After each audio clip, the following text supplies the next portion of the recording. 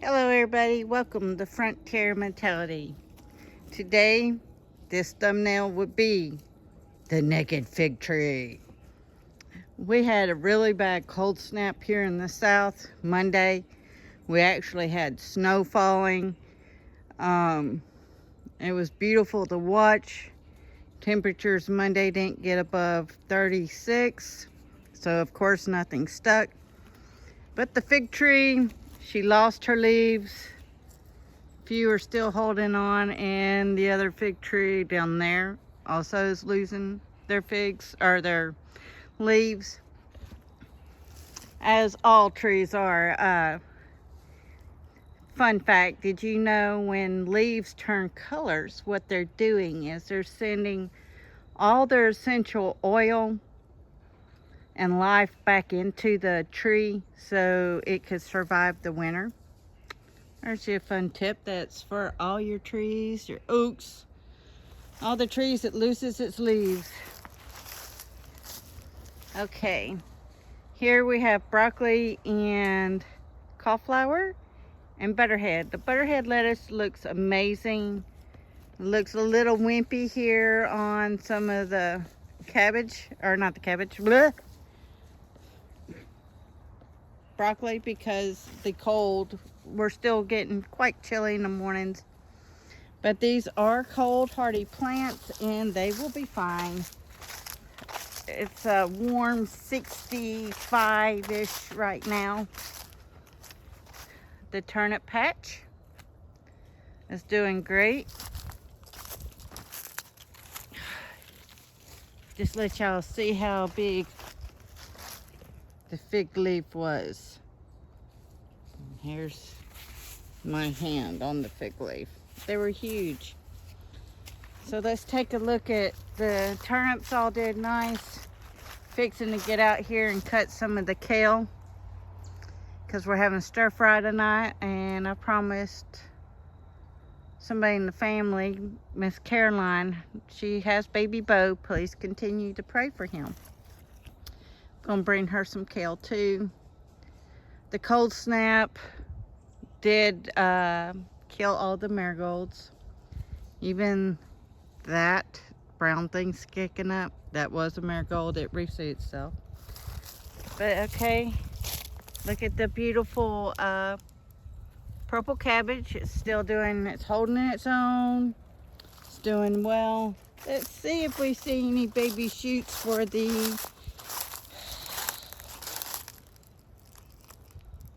whatchamacallit. What was in here? Garlic. I do not see any garlic coming up.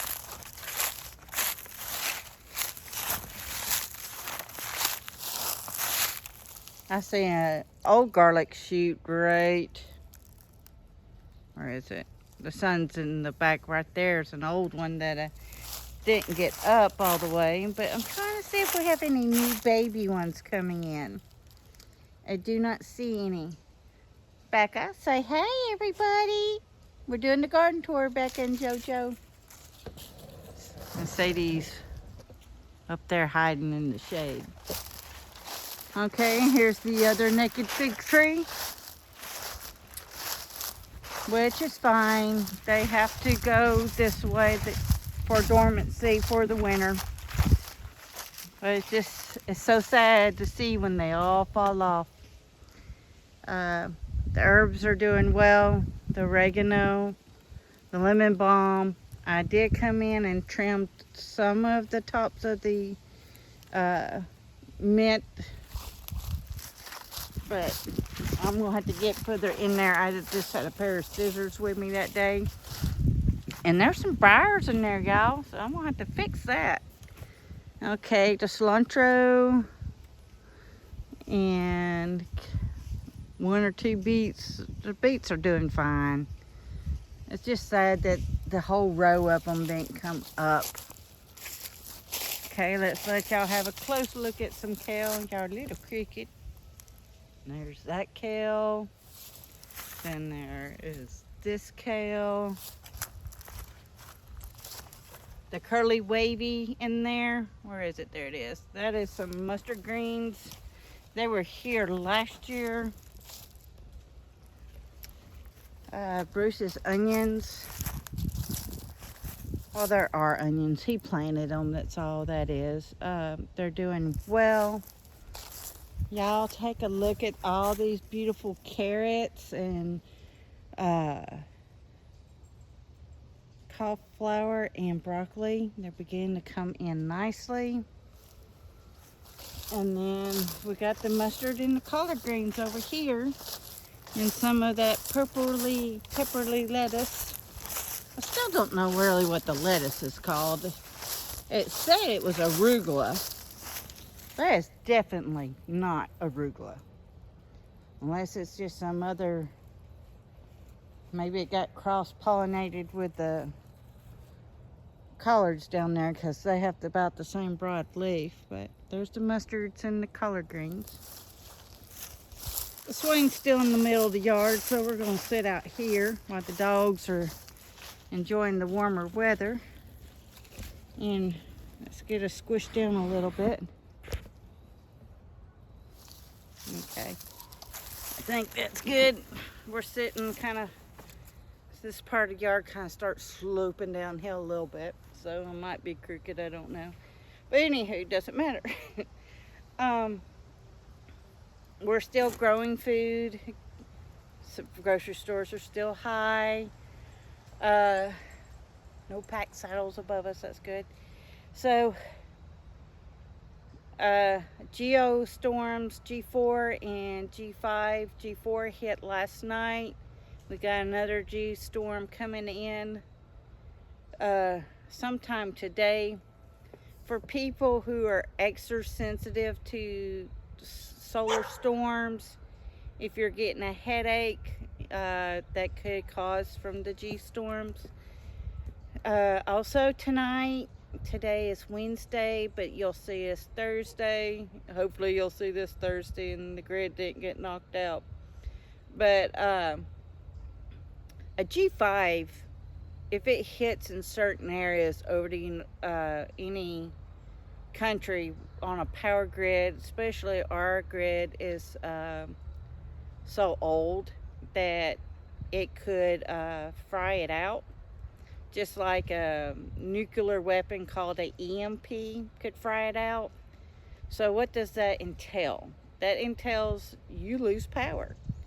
How long would it be to get it back on? Let's see, if the geostorm hit right over Kansas, for some reason that's where it decides to blast us, right?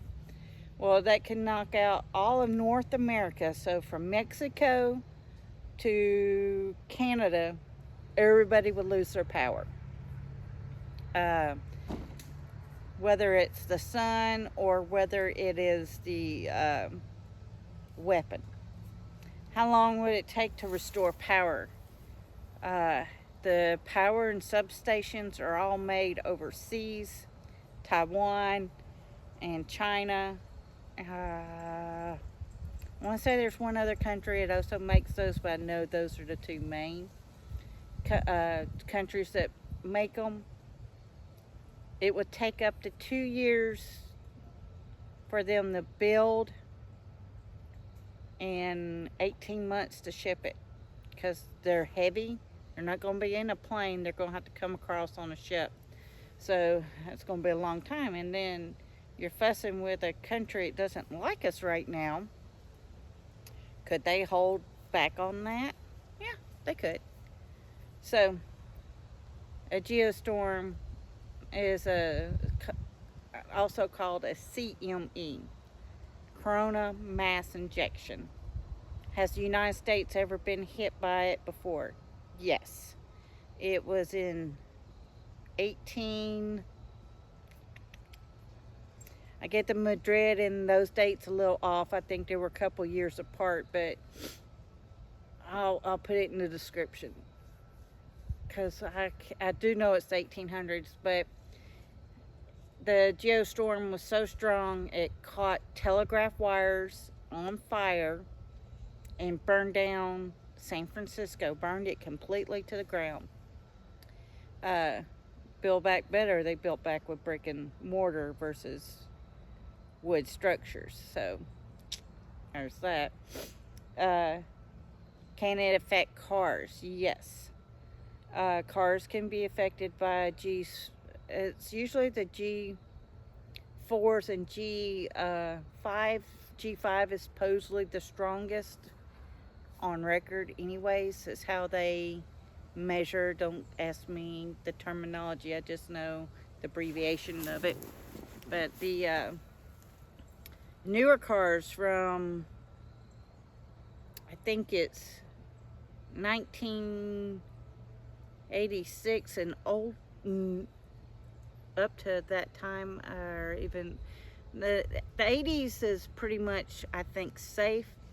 As long as your car has a alternator in it, it should be fine. Most cars are fuel injected, and that's computered. So the dumber the car, the better driving chance you got, unless you get a EMP shield, which is American made by our veterans. It's been tested, and I think it's like within 100th of a trillisecond that it protects your home or your vehicles or whatever. The DOD is hardening their vehicles. They're hardening, of course, our president's plane, but I hope they're protecting other airplanes with it as well. The Texas grid is also using it to harden their grid. And you might say, well, why Texas? Well, Texas is a big state, and Texas has its own, it's not hooked to the other lower 48, so the lower 47, they're not on everybody else's grid. So Texas has been contracting EMP Shield to harden their grid. The military has also contracted them to harden them up. So don't think the government's gonna send you a free one, but I can give you a promo code, FM25, to save you $50 off each device you get it. If anything, at least one car in the household should have it on it, because I can go and get my husband, or know the route he's taking if he has to walk by foot, so I can go and pick him up and then come back home. Go get the kids and bring them back here, you know, those kind of things. I want to keep this video kind of short and sweet, so make sure you're getting your canned goods. Let's go ahead and go up to 7 cans, because you can give 2 cans away to help somebody, food bank or whatever. So you're doing 3 cans of meat and 2 cans of vegetables or fruit. Or if you're vegetarian, then do 3 cans of vegetables and 2 cans of fruit, because you need to balance that diet out. Make sure you're getting your beans and your rice and your cornmeal and your bread flour and all that stuff. I've got videos telling you how to store it properly, or I have a video, and how I chose to do it on the cheap. And I have showed you through my cooking videos, like yesterday. When you see this, that video came out today, Wednesday. Bread flour that I froze in a bottle to make sure it kills all the weevils. It was from 2021. It keeps bugs and mice out of your food. They can't smell it. They won't want to. They can't smell it. They're not going to eat it. So protect your food. Everything outside wants your food. Everything that tries to get in the house wants your food. So yeah. That's pretty much it. I'm outside without a jacket on. It feels great. think it's supposed to be up in the 70s this weekend. So that's nice versus the very bitter cold.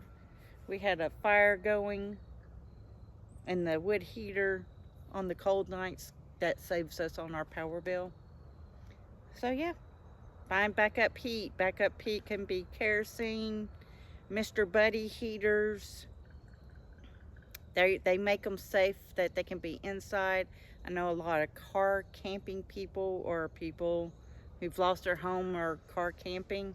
Mr. Buddy heaters can keep you warm in those without making you sick. Make sure you get a carbon monoxide detector.